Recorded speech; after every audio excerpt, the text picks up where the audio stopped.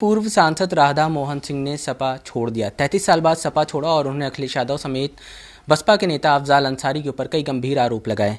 हमारे साथ खुद अफजाल अंसारी इस वक्त बातचीत करने के लिए मौजूद हैं। सर, राधा मोहन सिंह ने कई गंभीर आरोप लगाए हैं। ये कहा है कि सपा जो है वो पूर्वांचल की जो भी निर्णय होते हैं उसमें अफजाल अंसारी का जो है वो हस्तक्षेप होता है, उनके बिना कोई भी फैसला सपा नहीं लेती है।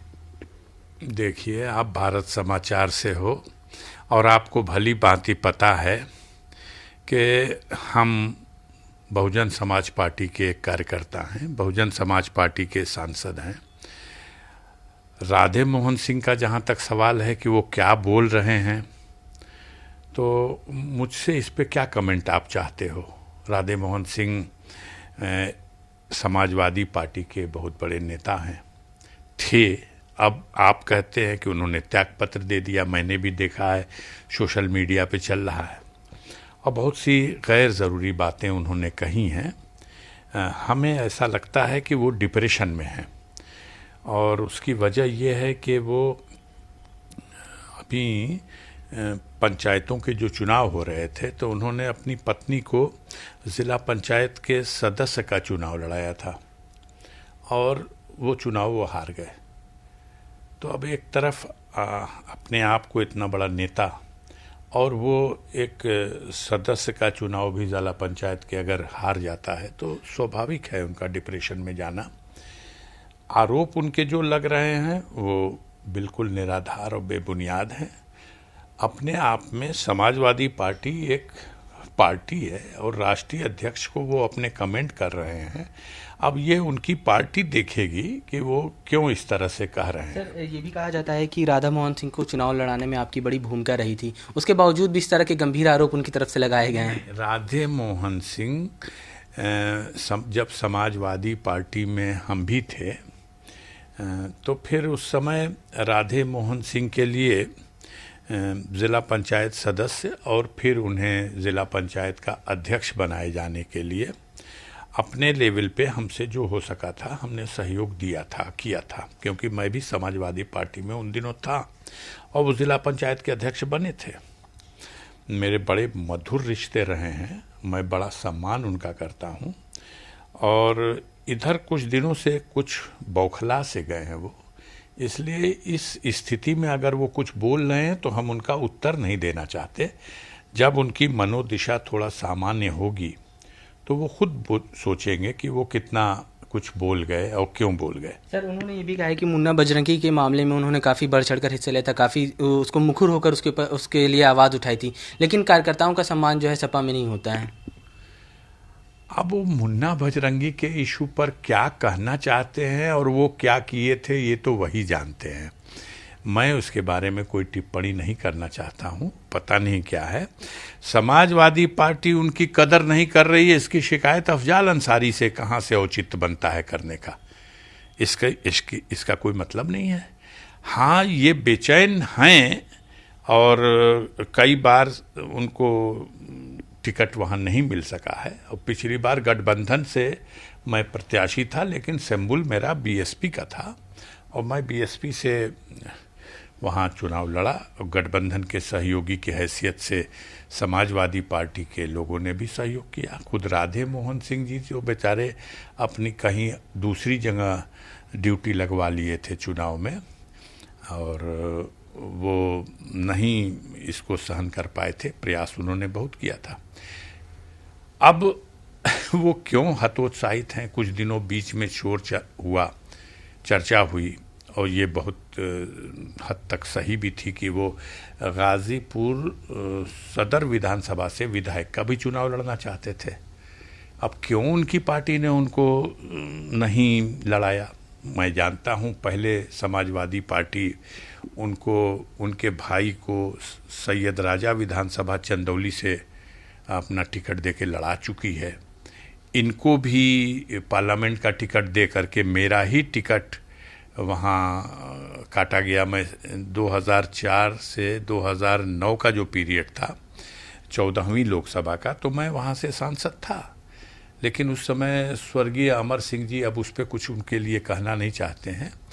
उन्होंने अवसर का लाभ उठाया और उन्होंने अपने प्रयास से मेरा टिकट नहीं करा करके बल्कि उसको कटवा दिया और उन्होंने राधे मोहन सिंह को टिकट दिला दिया। जाहिर सी बात है वो चुनाव राधे मोहन सिंह चुनाव जीते थे। तो मैं गाज़ीपुर में बीएसपी के कैंडिडेट की हैसियत से लड़ा था और 3,10,000 वोट पाया था। लेकिन अब चूँकि सेंट्रलाइज होकर चुनाव हुआ था, वही वो चुनाव है जिसमें बीजेपी का अस्तित्व खत्म हो गया था और बीजेपी मात्र 20,000 वोट लोकसभा में पाई थी। तो इस परिस्थिति में मैं चुनाव तो वो हार गया था। लेकिन अब जब बीजेपी वहाँ मजबूत हो रही है, जिस सीट पर बीजेपी 20,000 वोट पाई थी, उस सीट पर बाद में एक बार 3,05,000 वोट पा करके श्री मनोज सिन्हा जी एमपी हुए और फिर दूसरी बार वो अभी चुनाव हार गए हैं, लेकिन 4,44,000 वोट 45,000 वोट उन्हें मिला है। तो जब वो सारे वोट इकट्ठा हो रहे हैं बीजेपी के नीचे, तो स्वाभाविक है परेशान होना इस तरह के लोगों का कि अब अलग कोई अस्तित्व इनका है नहीं।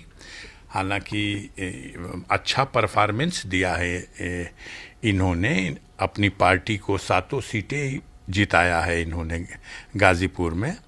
अब जब उस पार्टी में थे और उसके नेता थे तो माना तो यही जाएगा कि इन्होंने ही प्रयास करके जिताया है और इन्हीं की वजह से गाज़ीपुर और पूर्वांचल की वो तमाम सीटें समाजवादी पार्टी जीत पाई है एक तरह से। हाँ, वो ये भी आरोप लगा रहे हैं कि अब्बास अंसारी जो हैं बिना रोक टोक के अखिलेश यादव के पास चले आते हैं, कोई भी उनको रोकता नहीं है। अब सवाल ये है कि अब्बास अंसारी उस गठबंधन के प्रत्याशी हैं और अब्बास अंसारी आज की डेट में विधायक हैं।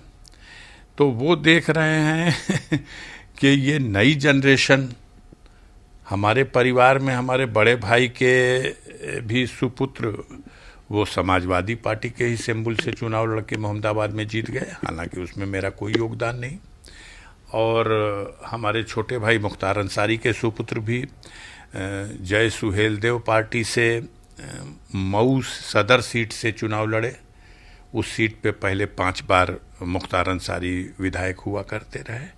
चूँकि इस बार उनका टिकट काट के बीएसपी सुप्रीमो आदरणीय बहन कुमारी मायावती जी ने भीम राजभर जी को प्रदेश अध्यक्ष को टिकट दे दिया, तो इस बार मुख्तार अंसारी ने वहाँ उस सीट पे चुनाव नहीं लड़ा, वो सीट उन्होंने छोड़ दी। हाँ, उनके बेटे ने भारतीय समाज पार्टी से टिकट हासिल किया और गठबंधन से वो लड़े और वहाँ जीत गए।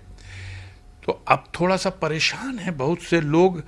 हमारे यहाँ समस्या ये है कि लोग अपने दुख से कम परेशान हैं, दूसरों के बढ़ते हुए प्रभाव को देखकर, उसके कद को देखकर, उसकी लोकप्रियता को देखकर उससे चिंतित ज़्यादा है। तो क्या आपको लगता है कि जिस तरह के आरोप उन्होंने लगाए हैं वो आपकी परिवार की नई जनरेशन जिस तरह से उसका रसूख बढ़ रहा है, कद बढ़ रहा है, उसको देखकर परेशानी की वजह से इस तरह के आरोप लगाए हैं?